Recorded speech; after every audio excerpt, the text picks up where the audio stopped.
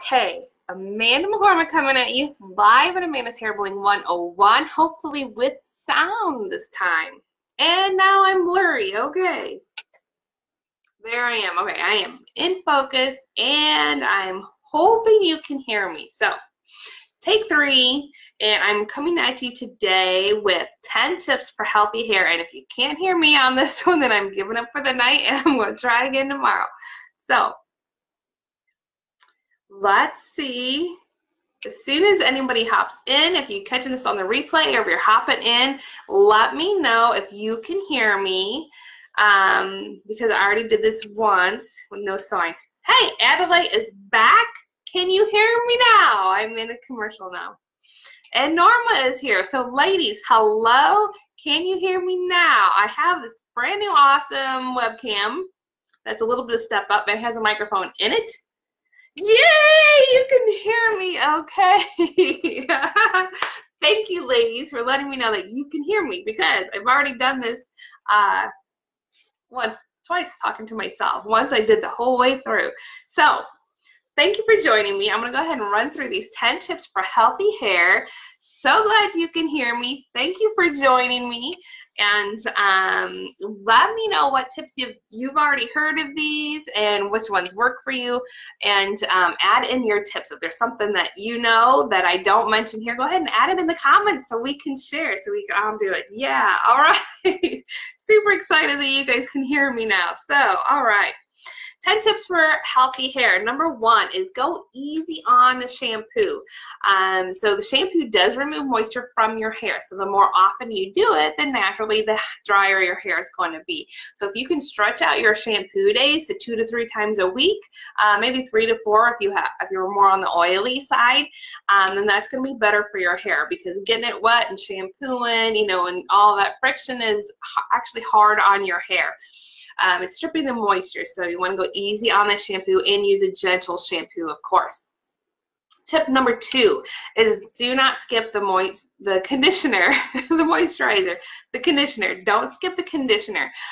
So some of you are maybe tempted, if you're in a hurry or just to save a couple bucks, to skip the conditioner, but it really is a vital ingredient in having healthy hair. So you always want to use a conditioner, maybe even a leave-in conditioner after you do a shampoo, because it will re-moisturize your hair, and it's going to cut down on the staticky, the frizziness, and it's just going to add softness and shine to your hair so you can have beautiful hair.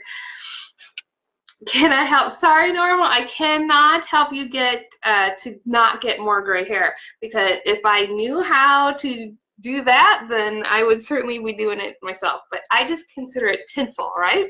It's our wisdom tinsel.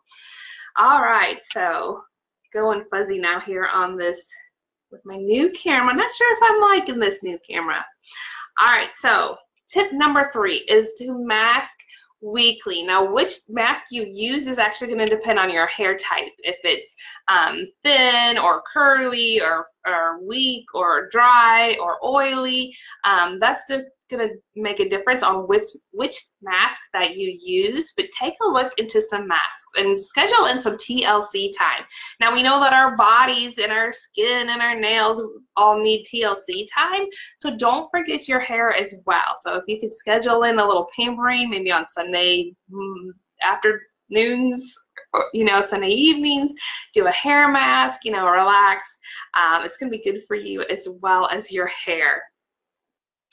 So, right, Adelaide? Yeah, we need something that can stop the gray. So, totally agree with you, ladies.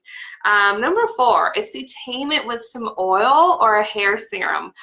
So if you have a good quality oil or hair serum that you love to use in your hair, share that in the comments. Let us know what you're using. But the oils and the hair serums also as another way to add moisture back into your hair, because there's so many things that dry out our hair throughout the day, throughout the week.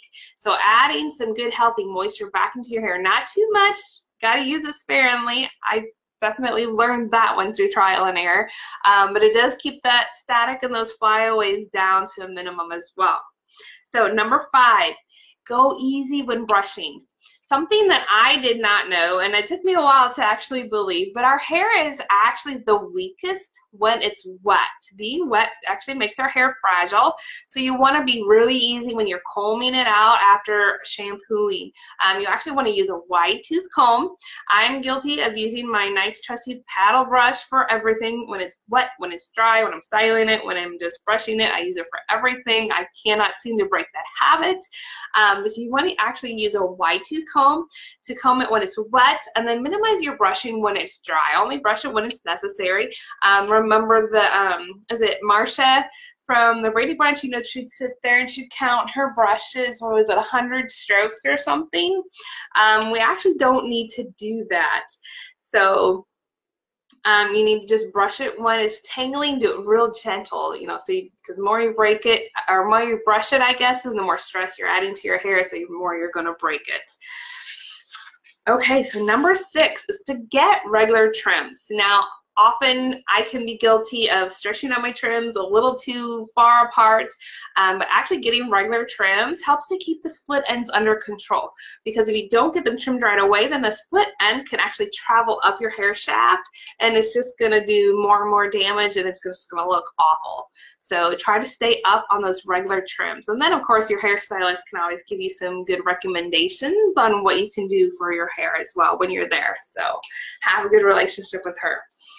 Number 7, air dry and go easy on the heat. So after you're shampooing, make sure you're being really gentle, you know, because it is wet, so that means it's fragile. So, you know, don't do the rough drying. Use a good microfiber towel. It's going to help draw out all the excess water from your hair and help it dry faster. And then as you're styling, blow drying, anything, try to turn down the heat. Use the lowest heat setting that you can. And then any day that you can skip the heat altogether is a good day for your hair. So if you can let your hair air dry and just be natural, then that's a good thing, because that heat, again, is going to dry out your hair. It's going to cause it to be brittle. It's going to be staticky. Then it's going to be flying all over the place, and it's a headache. So also use that heat protectant, of course. So if you've got to use that heat to style your hair, I know some ladies got to keep it under control, and you got to use the heat to do it. So use a good heat protectant also, so it's not causing so much damage to your hair. Now, number 8, I'm also guilty of this. I've been working on it better this last year. I've been working on my hair, but having a too tight of hairstyle. So I'm guilty of pulling it and twisting it so that the sides are always tight. But if you twist your hair too tightly, you know, wrap it in a bun, and if you have that, you know, facelift feel when you're done doing your hairstyle, then your hairstyle is too tight. And naturally, if it's too tight, then it's going to be stretching your hair shafts. It's going to be pulling them. It could possibly even be breaking them. So make sure you're not styling your hair too tight. Now, dry shampoo.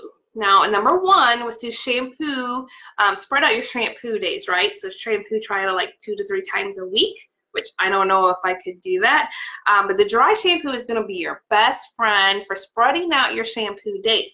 However, if you use dry shampoo too much, then it's just going to cause buildup, and then it's going to look dull and lifeless, and then you have to shampoo more to get that buildup off of there. So use dry shampoo as your best friend, but use it sparingly. So don't do it too many days in a row, like 1 to 2 days tops, and use it only when necessary. So not all the time.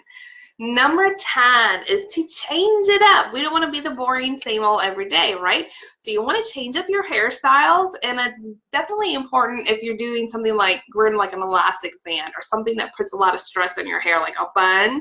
That can be stressful because it's all wrapped up in there tightly, right?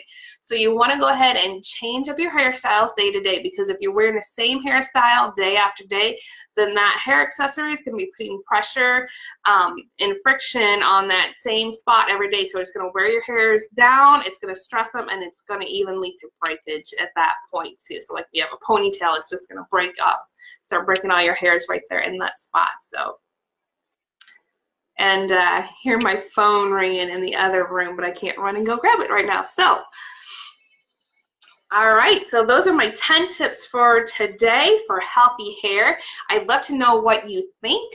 Anything new that you haven't heard of before. Norma hasn't heard of a hair mask, so I'll have to, it's like a deep conditioning treatment, a hair mask. There's some that are like a deep conditioner. Not really sure off the top of my head what else there would be other than a deep conditioner. So I might have to look into the different kinds of masks as well. But a good deep conditioner about once a week is usually good for my hair. So yeah, when I take time out for some pampering, it always feels good to do that. Yep. So I do a little clarifying and then a good deep conditioner to replenish that moisture. So very good. All right. Thank you so much for your patience. Thanks for joining me, and let me know what you think about my top 10 in the comments, and I'll see you next time. Have a good night.